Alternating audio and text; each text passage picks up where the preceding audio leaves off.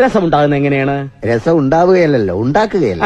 രസം ഉണ്ടാക്കുന്ന എങ്ങനെയാണ്? എനിക്ക് കൃത്യമായിട്ട് അറിയില്ല, എന്നാലും ഏകദേശം പറയാം. ആദ്യം നമ്മൾ പരിപ്പ് വേവിക്കണം, ഒരു തക്കാളി ഇടാം, പിന്നെ കായവും കുരുമുളകും ചേർക്കണം, പിന്നെ എണ്ണ ചൂടാക്കിയിട്ട് അതിൽ കടുവും കറിവേപ്പിലയും പിന്നെ വെളുത്തുള്ളിയും മൂപ്പിച്ച് ചേർക്കണം.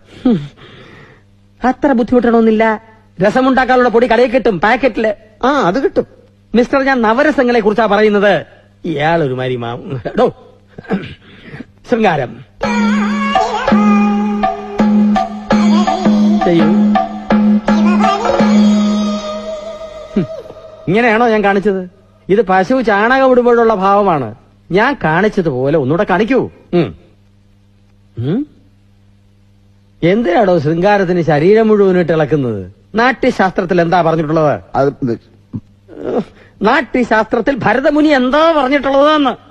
ഏത് ഭരതമുനി, എന്ത് നാട്യശാസ്ത്രം?